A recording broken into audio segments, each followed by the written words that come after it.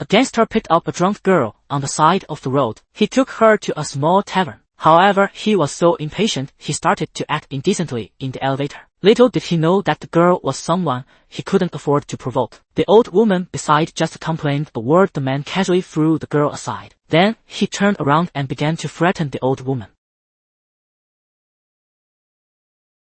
Immediately the girl raised a gun and pointed it at the old woman. She found that the old woman had no eyes and couldn't see at all. The girl felt a moment of compassion and chose to let her go. Back at her place, the girl took off her wig, revealing an extremely young face. Her name is Aurora. She has developed excellent combat skills to avenge her parents. Her adoptive father Xavier, who has been taking care of and training her, Xavier soon arrived, while bringing her a special medicine. He also gave her new clues, an organization that traffics in girls. Their leader, the chieftain, is very likely the murderer who killed Aurora's parents. Aurora, almost without stopping, dressed up and actively came here to look for a job. Unexpectedly, this person was extremely cautious. First, he conducted a thorough inspection of Aurora. After finding no danger, Aurora was thrown into a room. They said they wanted to test her skills. This person directly took off his clothes. Little did he know that his life was already in the countdown. Aurora deliberately made some noise to make the bodyguard outside the door relax his vigilance. Then she took the initiative to go forward and turned the volume of the stereo to the maximum. Taking advantage of this person's unpreparedness, she took out the hidden knife. A moment later, she washed her hands clean. Aurora lied that she needed something to liven things up. Taking advantage of the bodyguard's relaxed vigilance, Aurora instantly struck and killed the bodyguard. Then she turned over and subdued the other person, asking about the location of the chieftain. Unexpectedly, this person suddenly launched an attack. He turned over and threw Aurora off. Then, he turned around and rushed into the room. When Aurora picked up her weapon and chased out of the room,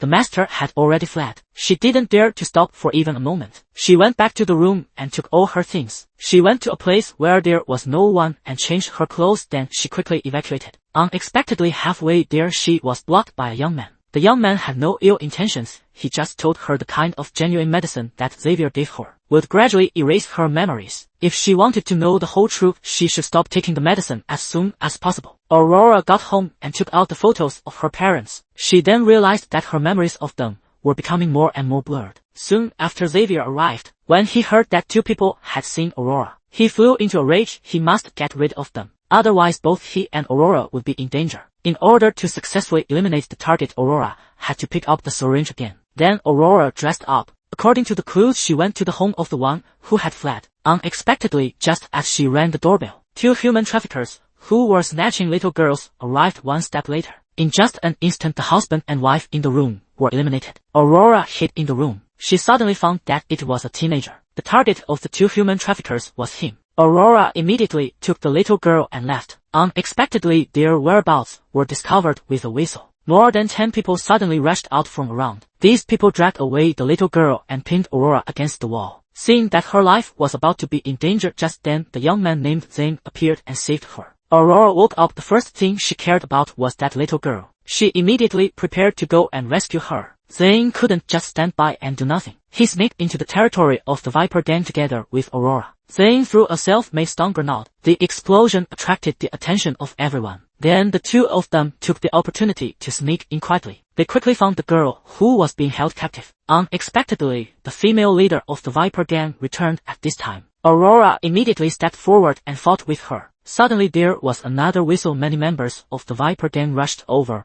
when they heard the commotion. Zhang quickly struck and easily knocked down the two of them. Dance.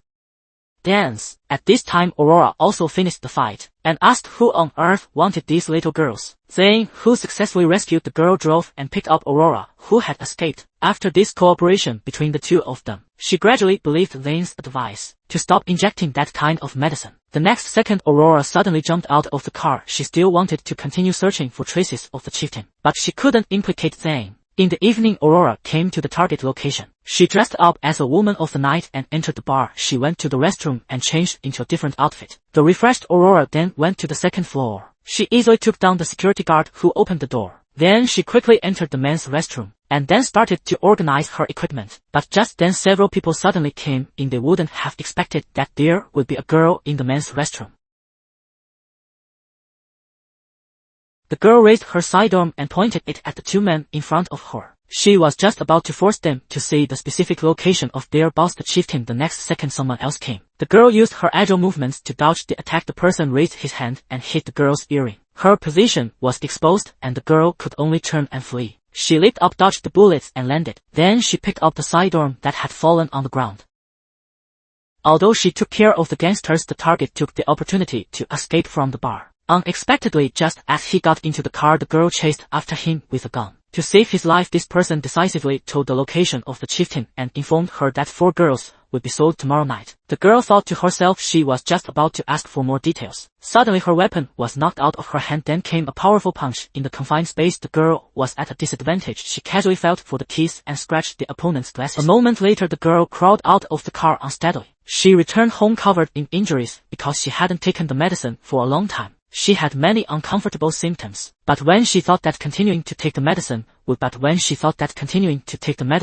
would make her gradually lose her memory and forget her parents, the girl Aurora once again gathered her strength. According to the obtained information, she came to a container terminal. She hid under a truck. When it reached the location, the container was opened. Sure enough, children were being transported here. Aurora quickly got up and came to the back of the truck. She knocked down the security guard. Then she followed the passage all the way to the place with lights. She saw those people who had been transported here. Aurora was also discovered. A security guard even appeared behind her with a gun. Aurora originally wanted to resist, but there were too many enemies and she was at a disadvantage. Soon after, Aurora was awakened by the sound of sharpening a knife. Beside her was a boiling oil pan. Suddenly, a person not far away started to speak. Aurora was extremely shocked, because the person in front of her was exactly her enemy, the chieftain. Although Aurora's eyes almost erupted with flames of anger, but now she was a captive of others. At this moment, a person suddenly walked out. It was the son of the person who had originally tried to deal with Aurora at the beginning.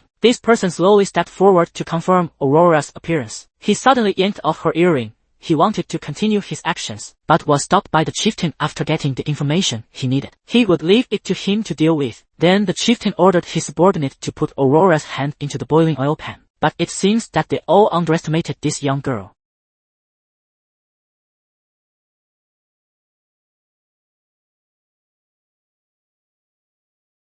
The chieftain struggled to get up and turned to flee. But how could Aurora let him go so easily? She picked up a large kitchen knife and slowly followed behind. Finally, she avenged her parents. The great hatred was avenged, but it wasn't as satisfying as she had imagined. On the contrary, her heart was filled with a sense of loss. But just then, memories from Aurora's childhood suddenly appeared in her mind. A strange face emerged in her mind because she stopped using the medicine. Her memory was gradually recovering. At this moment, Xavier, who had always taken care of her, suddenly burst in. Aurora told him what had just happened. The memories showed that there was someone else who broke into her home back then, but Xavier acted uncharacteristically. He just hoped that Aurora could take the medicine as soon as possible to relieve the pain, and he kept persuading her everything had ended with the chieftain's death. Aurora couldn't afford to lose her memory again. She couldn't let the real murderer get away with it. Xavier finally erupted. He angrily told Aurora if she wanted to find that person, she should ask Zane, who had once saved her. Aurora found Zane and quickly subdued him. The calm Zane saw the clarity in Aurora's eyes. He promised to tell her everything. Then he went to a place. The person who appeared in Aurora's mind lived here. That person and Aurora was about to learn a cruel truth. It turned out that this person was a colleague of Aurora's father. Both of them were policemen, but then a serious accident occurred. It brought about a devastating disaster to the city. Everything fell into chaos. Those who could master weapons would eventually become the future rulers. Aurora's father was also involved in it, but it was someone else who tried to eliminate them. This person just went to rescue them. And the little boy who appeared in Aurora's mind was exactly the current Zane, the one who had been taking care of Aurora. The Xavier who tried to make her forget the past was the culprit who caused all of this. Aurora couldn't believe all this. She rushed out of the building. Unexpectedly, as soon as Zane chased out, he was subdued. The man asked his accomplice to open the door in front of them. The two of them used to be police colleagues who upheld justice. But the bald Xavier, for the sake of profit, chose to betray his friend. After killing this person, he was just about to step forward. The girl suddenly ran over. Xavier raised his gun, aiming at Aurora, who was just like a daughter to him. Xavier told her everything that happened back then. Because the city had fallen into chaos, all the people in power started to traffic in weapons, including Xavier. Aurora's father tried to inform against them. Xavier had no choice but to eliminate his former colleague. He kept Aurora. Xavier trained her to become a top assassin. But he was also afraid that she would know the truth, so he controlled her with a special kind of medicine, trying to make Xavier forget all about the past. After saying all this, Xavier turned around and disappeared from Aurora's sight, but just now, he had been shot. His movements were slow. Aurora quickly caught up. Looking at the top assassin he had trained with his own hands, Xavier expressed his ambition by taking advantage of Aurora's hatred, eliminating those members who trafficked in children along the way. As long as the chieftain was eliminated, Xavier could take control of everything and even end all of this. Aurora didn't want to listen to him anymore. She slowly raised the sidearm in her hand. At the end of the story, Aurora didn't kill Xavier. Instead, she handed him over to the police. Perhaps in this way she could be said to have fulfilled her father's last wish, returning to the quiet and peaceful community established by Zhang. Aurora finally found the feeling of home. From then on, she no longer had to wander. This film kite ends here. See you in the next video. Bye.